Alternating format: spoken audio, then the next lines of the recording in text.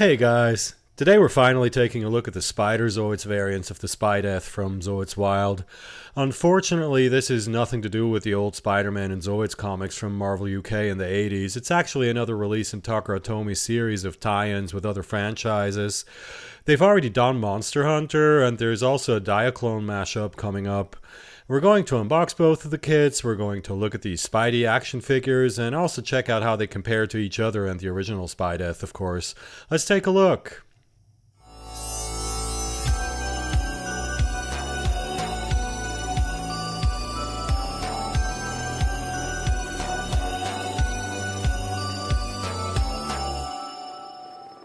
Robo Shop.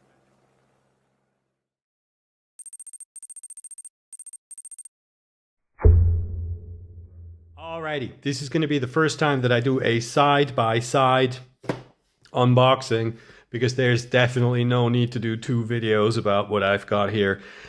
This is the Black Spider-Man version. This is the just regular Spider-Man version, I guess. And they have completely different box art. They didn't just color change it and put a different Spider-Man character on here. So that's nice. I also really love the city background here, and it's all lit from below. Looks very sort of Blade Runner and dramatic. Pretty cool, really. And then we have the Amazing Spider-Man logo here, and it says Zoids Synergenex. and yeah, like I said, Spider-Man Special T-Spark, and this is of course 1/35th scale, which I'm sure some of you Zoids Wild haters will still find quite upsetting. On the back here, it just shows us that we get this posable Spider-Man action figure with two sets of lower arms, actually, fists and thwippy thwip ones. And we get a little stand for him as well. And of course, this is cool. You can either pose him on the Zoid with the stand attached to it. I was wondering what these arcs are. And then he can do poses, or you can pose him the way it was originally intended, with the sort of motorcycle seat. And here it shows that this is of course the regular walking mode and the Wild Blast mode. And if you do the Wild Blast mode, you can put this little platform up here as it walks, which all of this I'm of course going to show you in the photo booth as well. On the back here, this is probably a description of the armaments, but it's all in Japanese. And here we have texts and this probably just says that Zoids has been around since 1983, etc., etc. I would have to run this through a translator, but it's just, it's about Zoids. And check this out. I actually find this quite significant. This is a Blade Liger, of course, but they're making this look like now Zoids is about Blade Liger versus the Death Star. That's the most important thing. And it's just my boy Death Star getting his day in the sun. Always good news.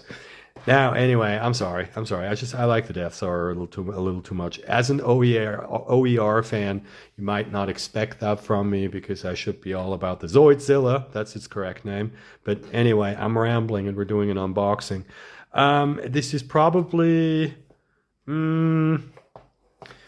obviously they had to take new pictures, but of course we have the exact same information on the back here. It is kind of cool that the poses are all different. He's facing this way here and the other way here. These actually look kind of nice side by side. And same stuff on the side here, and also here the blurb about Spider-Man and Zoids and all of that good stuff. So yeah, let's get one of these out of the box, and then we're going to decide what we're going to do with the other box, because as you know, my planning sucks. and my method is a fly by the seats of the pants. Anyway, we have this insert here that some of you might remember from the heyday of Zoids Wild. A lot of printing on these pieces. And here is the bag. There's no sprues, it's Zoids Wild. I'm gonna leave this in the bag. We have the eyepiece here. We have a lot of gears and stuff, and a wind-up motor, and a couple of rubber caps. And oh, actually, I do have to open this baggie with a brush, apparently. I'm leaving that in. I'm so leaving that in the video. Here's the eyepiece, always backed separately. And here's the little Spidey action figure. All right, I'm already annoyed. Getting that out of the packaging was really annoying. It also came with one of its feet detached. So let me plug that back in. Okay.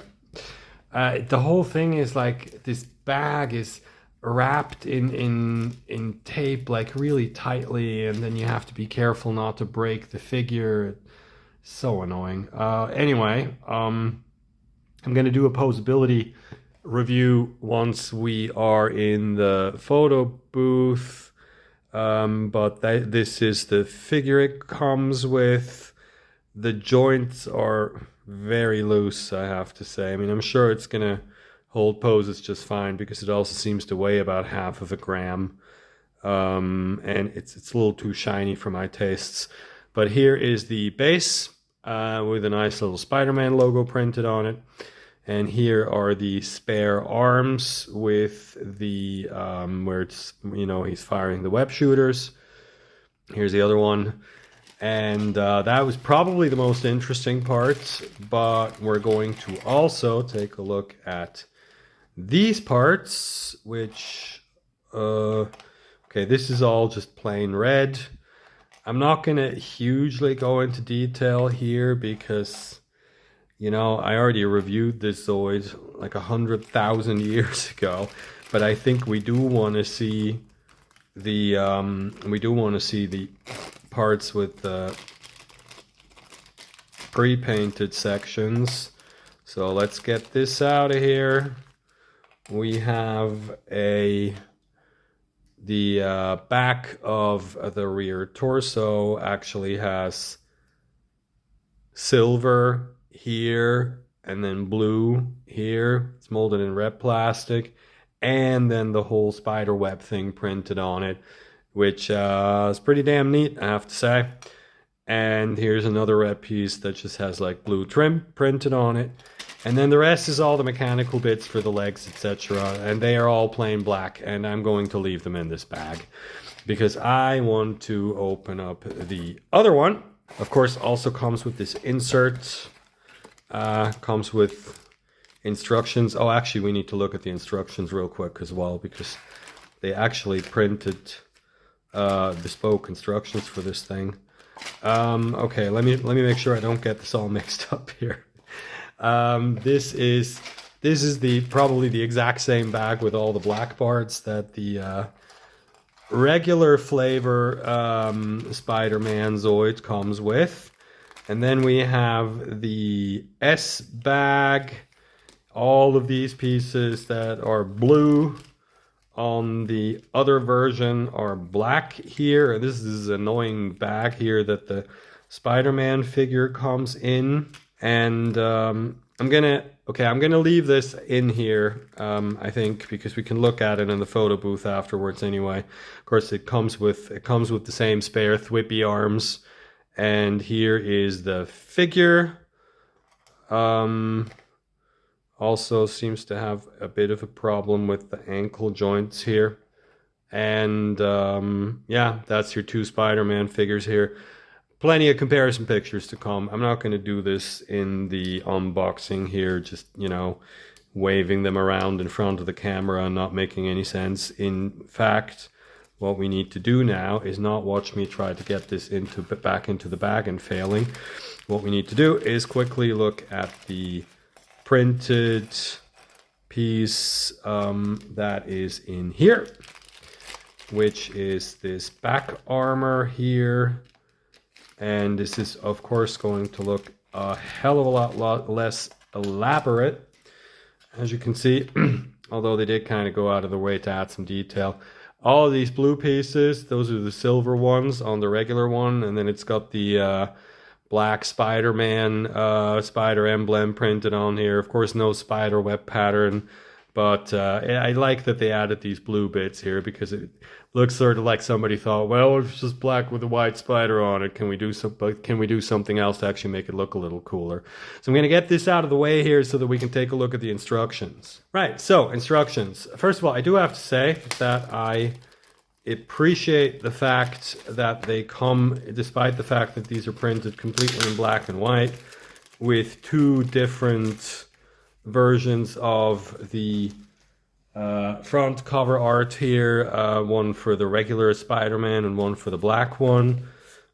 We have, in good old-fashioned Zoids Wild fashion, we have two leaflets here. One is just the parts lists, and the other one is going to be how it goes together. Let's take a look here. Of course, not very complicated. This is the building instructions. We have a little bit of this is probably like a John Romita illustration from the look of it. It's so old school. Really cool. And here, this, everything that's a photo is completely new stuff. We have more illustrations of Spider-Man here, swinging and wall climbing, and then there's a whole page here. Well, this is the instructions. Actually, wow, okay. This is where they cheaped out. This is the instructions on how to transform it into Wild Blast mode, and it's actually of the original version with a clear Zoids Wild Pilot figure. But this page is new because it shows us what we can do with the action figure, and otherwise, yeah, nothing else going on here. For this guy, let's take a look and see if the instructions are different. Certainly this page with the action figure. And yeah, nothing else. The illustrations are the same. It's these old school, I don't know if it's Romita himself or maybe a later illustrator. But it doesn't have illustrations of Spider-Man with the in the black proto Venom suit. Just this one photo here, and yeah, the pictures for the action figure here and the instructions, but otherwise it's the same. Still, though, I do appreciate that they printed new instructions for this and even two separate ones for the two different variants, because sometimes these kinds of color variants, they just come with the same instructions as before, and it's just figure it out, or it doesn't matter. It doesn't really look like the thing you bought, but here are the instructions. Anyway, I am going to now put these instructions that I've been blathering about for 3 minutes into practice, and then we're going to see what these two guys look like. So let's take a look at one of these Spidey figures. I'm going to show you what I like first, which is that the head can go all the way up, and there's an app crunch as well that allows you to do this. Also, the knees go this far, which allows for some pretty Spider-Man-y poses. The legs can both go out like this and like that, and the arms also pretty much any which way you like. The problem this thing has is, look at this. This comes off all the time, and this also comes off way too easily, and it just falls apart all the time. Last thing is the gimmick for the thwip hand. What you do is you pop this off, and then you attach the other arm, and you have a web shooter hand. That's pretty cool. Now, these things have two pegs that the feet plug into. The problem with this is, though, let me show you this with the severed leg. If you try to get them on, bonk, this happens all the time. The little platform attaches to the Zoid either here, and this works really well, or here in the front, which also works really well, and yeah, really that's it. You can, of course, also mount the action figures on the pilot seat, like this right here, which is obviously what the extremely flexible spine and neck are for. And I'll say, this does look cool, probably better than with the little mounting platform that's included with the kit, and it's definitely an improvement over the original Zoids Wild pilot figure. The problem with this is that you just kind of twist the figure into the pose and plonk it on there. There's nothing holding it in place, and between that and the loose joints, you pretty much don't want to touch it anymore once it's on. Now let's do some comparisons. Here's the classic red and blue one with the original. All that added detail printed onto the armor really helps it look significantly better. Same with the black one. It's kind of a big black blob at first glance, but the silver eyes really work for me, I gotta say. It just looks meaner and overall better. And here are the two side by side. I really just bought both because I couldn't decide which one I wanted, but seeing them both now, I think if you're only going to get one of the two, I'd recommend the classic red and blue one. The pre-painted stuff is nice on both, but you definitely get more of it on the red and blue because of the spider webbing, and it just looks more interesting overall. And finally, because I promised it in the unboxing, here's a comparison of the two Spidey figures, and honestly, this is my segue into my complaints about these two kits. These figures are garbage, I'm sorry.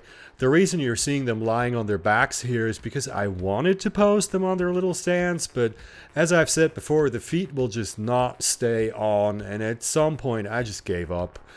Everything about these things is flimsy and annoying to deal with, and they don't even look that good. I really don't understand why they're so garishly shiny when the Zoids themselves have this nice matte finish. Speaking of which, yeah, the two versions of the Spideth here with the pre-printed Spider-Man costume patterns on them actually do look really nice. I've never been a huge fan of the Spideth in general, but these look like someone was practically looking for ways to add detail and visual interest to them, and not just, doing the bare minimum to be able to pass them off as a Spider-Man tie-in. You might notice, by the way, that at this point in the video you'd usually see footage of these guys in action, but I'll just link to my original review of the Spideth at the bottom. I kind of figured what everybody really wanted to see here was the comparison shots and a review of the Spider-Man figures. Plus, to be honest, I already know they're going to fall off if I run the Zoids. So yeah, I think my conclusion with these is don't bother. I've been a huge Spider-Man fan since I was a little kid, and so I really couldn't pass these up, and like I said, I do think they did a good job with the Zoids themselves, but let's be honest, this is a collar variant of one of the weaker entries in the Zoids Wild line, and the action figures that come with these are flimsy and ugly, and if you give this to a kid, I can guarantee you they'll lose both feet within a day and it'll end in tears. And that's it for this one, folks. I'm not entirely sure what's next, but that's really just because there's a lot coming. I've got the RMZ Trinity Liger and Saber Tiger and the AZ Sea Panther arriving later this month. Two Toys has just sent me two more kits to review and build, and I also have a half-finished Machine & Krieger build in the works, so what's next is whatever comes first. If you're into Zoids or mecha models in general, you won't want to miss this stuff, so if you haven't already, subscribe to my channel and give the video a like. I also have PayPal and Patreon links in the description if you'd like to support me, but just engaging with the videos and not skipping over the ads already helps. In the meantime, thanks for watching, and I'll see you in the next one.